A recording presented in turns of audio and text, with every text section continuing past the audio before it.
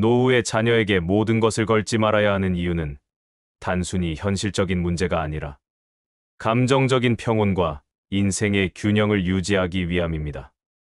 많은 부모는 자녀를 위해 희생하고 헌신하며 살아왔고, 그 과정에서 내가 이렇게 해줬으니 나이가 들면 자녀가 나를 도와주겠지라는 기대를 갖게 됩니다.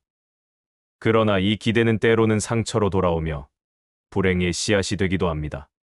현대 사회에서는 자녀들도 자신만의 삶을 살아가기 바쁩니다.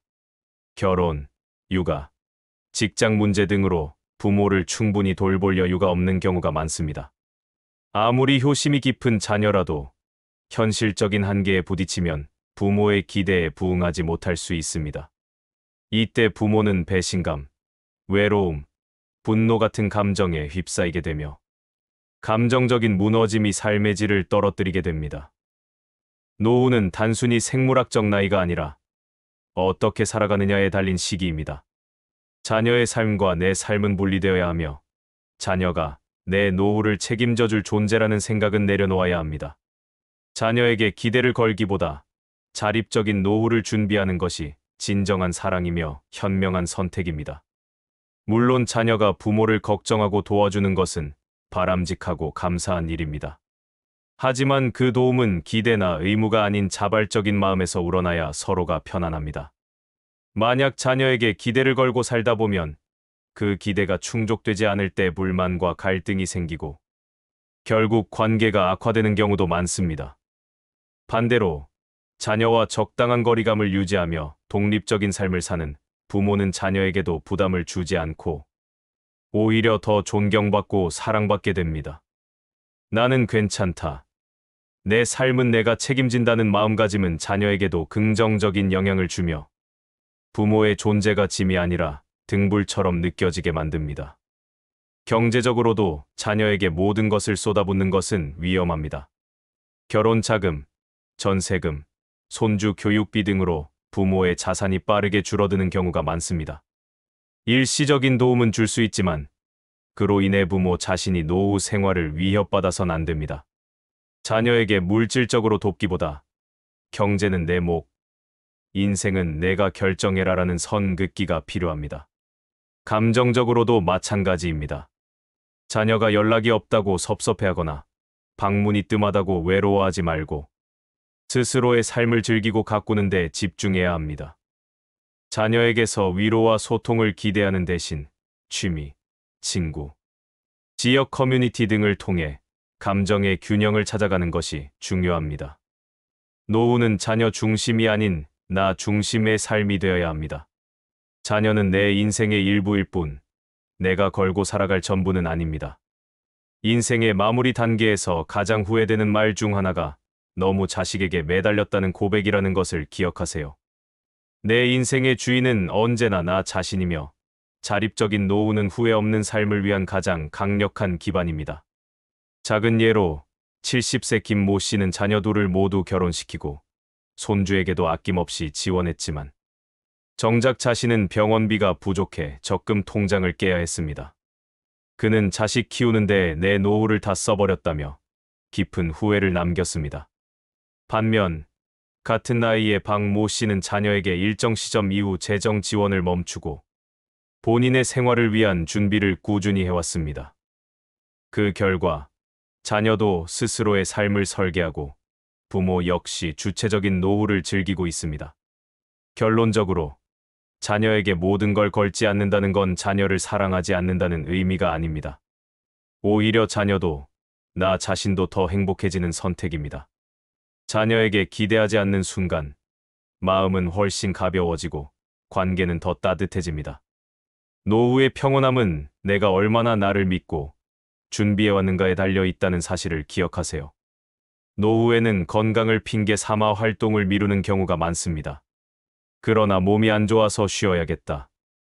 다음에 하자라는 말은 습관이 되고 결국 건강을 더 나쁘게 만드는 시작점이 됩니다. 활동을 멈추는 순간 몸은 빠르게 약해지고 마음도 위축되며 노화는 가속화됩니다. 건강이 좋지 않다고 해서 아무것도 하지 않고 멈춰버리면 관절과 근육은 더 굳어지고 혈액 순환도 나빠지며 우울감이나 무기력감이 찾아옵니다. 지금 이 상태에서는 아무것도 못해라는 생각이 들 때야말로 몸을 조금씩이라도 움직여야 할 시점입니다. 단 5분이라도 몸을 일으켜 산책을 나가거나 가벼운 스트레칭을 시도해보는 것부터 시작해보세요. 많은 연구에서 밝혀졌듯이 노년기 건강의 핵심은 규칙적인 활동입니다. 젊을 때처럼 격렬한 운동이 필요하진 않지만 매일 반복되는 가벼운 움직임이 근육 유지, 뼈 건강, 심폐 기능에 매우 중요한 역할을 합니다. 특히 노년기에는 한번 약해진 신체가 회복되기 어렵기 때문에 작은 퇴보가 큰 문제로 이어지기 쉽습니다.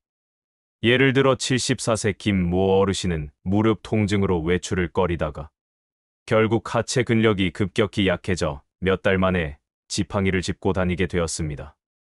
반대로 같은 연령의 박모 어르신은 무릎이 아프더라도 매일 실내 자전거를 10분씩 타는 습관을 유지하며 오히려 통증이 점차 줄어들고 활력이 되살아났습니다. 중요한 건 얼마나 오래 하느냐가 아니라 지금 무언가를 시작하는 것입니다. 몸이 안 좋으니 나중에라는 말은 오늘 하루의 기회를 잃는 말입니다. 오늘 걷지 않으면 내일은 더 걷기 어렵습니다. 오늘 굽은 허리를 펴지 않으면 다음 달에는 더 구부정한 자세로 살아가게 됩니다. 단 한 번이라도 움직이면 몸은 그만큼 회복하고 움직이지 않으면 병은 그 자리를 더 깊게 파고듭니다. 건강이 나빠졌을 때 가장 먼저 해야 할 일은 쉬는 것이 아니라 움직일 수 있는 만큼 움직이는 것입니다. 특히 노년기에는 일상생활 자체가 최고의 운동입니다. 청소, 요리, 마당 정리, 시장 보기 등 생활 속 움직임을 놓치지 마세요. 그 작은 움직임들이 당신의 혈관을 깨우고 마음을 환기시키며 정신 건강에도 긍정적인 영향을 줍니다. 무엇보다 중요한 것은 건강하지 않기 때문에 더 움직여야 한다는 인식의 전환입니다.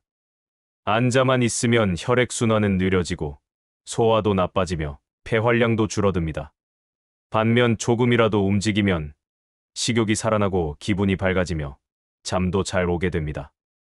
건강은 어떤 특별한 순간에 찾아오는 행운이 아니라 매일의 사소한 습관에서 만들어지는 결과입니다. 몸이 안 좋아서 못하겠다는 말 대신 이 정도는 오늘도 해보자는 마음으로 하루를 시작해보세요. 그 작고 단순한 결심이 내일의 건강을 지키는 가장 큰 힘이 됩니다. 따라서 노후의 건강을 지키기 위해선 건강하지 않더라도 멈추지 않는 것이 중요합니다. 몸이 조금 불편하더라도 움직일 수 있을 때 최대한 움직이고 가능하면 누워있는 시간보다 앉아있는 시간을, 앉아있는 시간보다 서있는 시간을 더 늘리려 노력해야 합니다. 그 작은 차이가 몇 년 후 삶의 질을 완전히 다르게 만들어줍니다. 지금의 건강 상태에 맞는 활동부터 시작하세요. 10분 걷기, 계단 대신 평지 걷기, 스트레칭 한 동작이라도 좋습니다.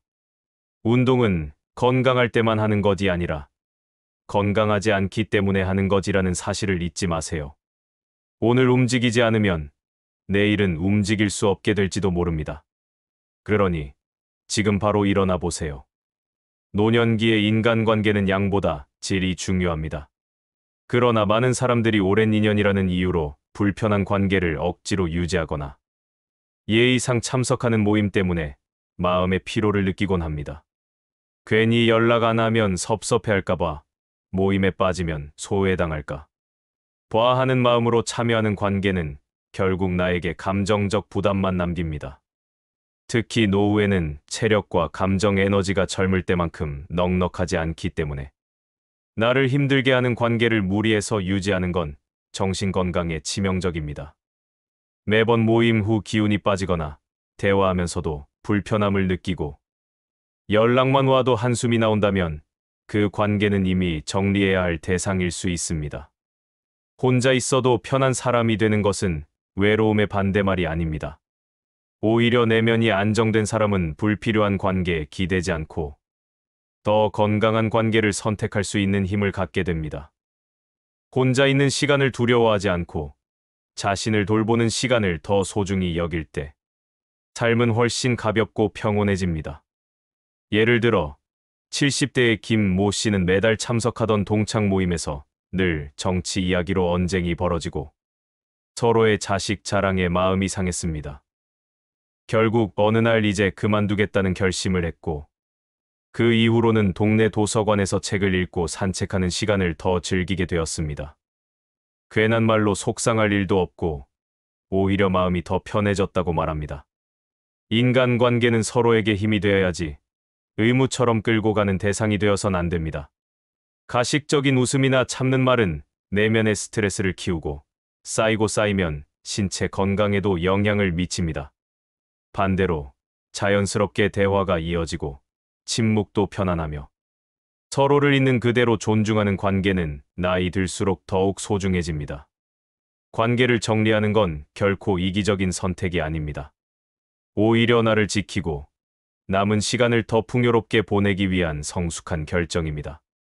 상대가 나를 무시하거나 늘 불만을 말하거나 내 얘기를 들어주지 않는다면 더 이상 그 관계에 에너지를 쏟을 필요는 없습니다. 또한 모임의 형태도 중요합니다.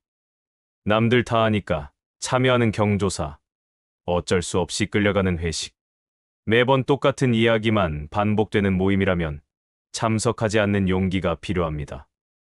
그 시간에 나를 위한 취미 하나를 시작하거나 차라리 혼자 조용히 걷는 편이 훨씬 마음이 편할 수 있습니다. 노후의 인간관계는 선택과 집중이 필요합니다. 모든 사람과 잘 지내려고 애쓰는 대신 진심이 오가는 한두 명과 깊은 관계를 맺는 것이 오히려 더 큰 행복을 줍니다.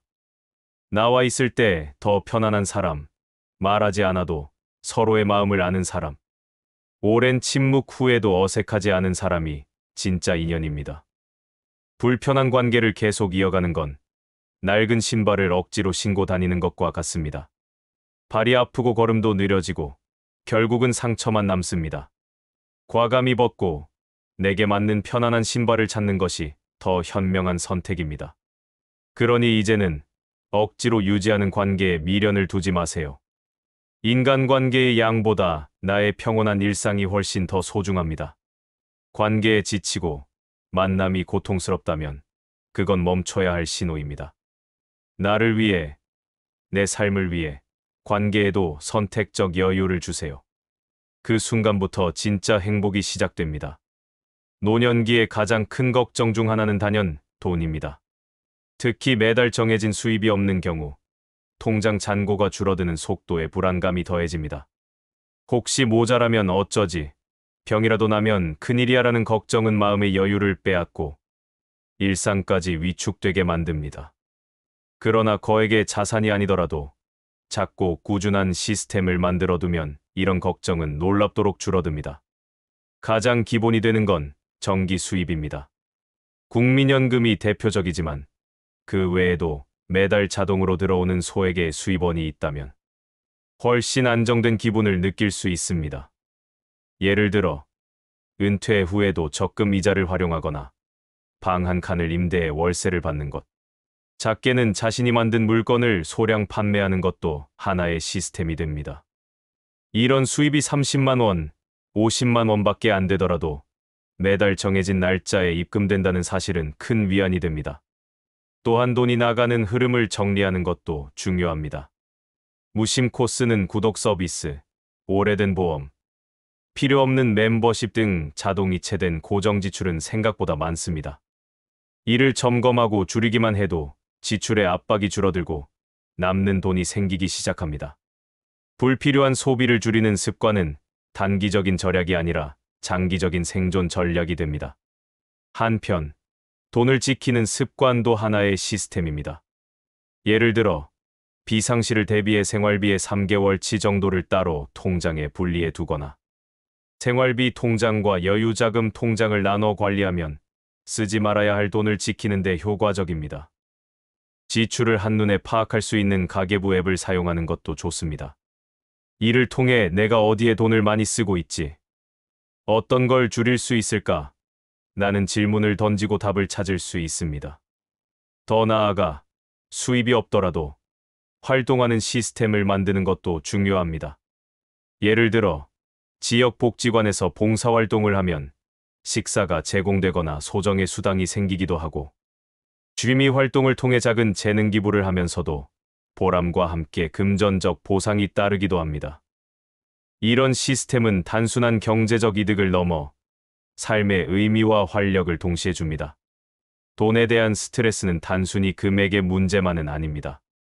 예측 가능한 흐름과 구조, 즉 시스템의 부재가 더 큰 불안으로 작용합니다. 그래서 노후의 경제 시스템은 거창하지 않아도 됩니다. 한 달에 한 번 들어오는 소득, 줄어든 고정 지출, 쓰임새를 정해둔 예비 자금. 이것만으로도 우리는 마음의 여유를 되찾을 수 있습니다. 예를 들어 66세의 장 모 씨는 퇴직 후 소일거리로 텃밭 작물을 키워 이웃과 나누고 남는 일부를 근처 가게에 소량 납품하고 있습니다. 월 10만 원도 안 되지만 스스로 벌고 있다는 사실이 기분을 좋게 한다고 말합니다. 반면 수입은 많지만 쓰임이 정해져 있지 않아 불안한 사람도 있습니다. 이 차이는 시스템의 유무입니다. 결국 돈 걱정을 줄이기 위해 필요한 건 거대한 자산이 아니라 작은 경제 시스템입니다. 매달 수입이 들어오고 지출은 계획대로 나가며 미래를 위해 조금씩 모이는 구조만 있다면 우리는 충분히 안심할 수 있습니다. 이제는 돈이 많아서 안심이 아니라 흐름이 안정돼서 안심이라는 말이 어울리는 시대입니다. 지금부터라도 나만의 작은 시스템을 만들어 보세요. 불안은 줄고 평온한 노후가 시작될 수 있습니다. 노후를 허무하게 보내지 않기 위해 가장 중요한 건 시간의 감각을 회복하는 일입니다. 젊을 때는 출근, 약속, 마감 등으로 하루의 구조가 자연스럽게 만들어졌지만 은퇴 후에는 이런 외부 일정이 사라지면서 오늘 뭐 하지? 라는 막막함과 함께 시간이 뿌옇게 흘러갑니다. 아무 일도 하지 않은 것 같은데 어느새 해가 지고 밤이 오면 괜히 허탈하고 외롭습니다. 하루하루가 살아가는 시간이 아니라 견디는 시간처럼 느껴지는 순간이죠. 이런 흐름을 막기 위한 가장 효과적인 방법은 하루에 단 하나라도 작은 목표를 정하는 것입니다. 반드시 거창한 계획일 필요는 없습니다. 오늘은 텃밭에 물을 준다.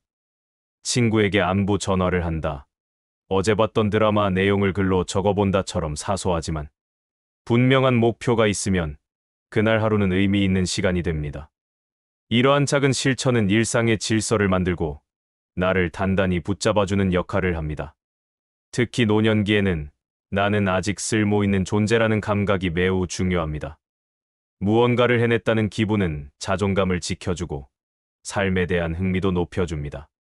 하루의 끝에 그래도 이건 했네라고 말할 수 있는 삶은 비록 소소할지라도 결코 허무하지 않습니다.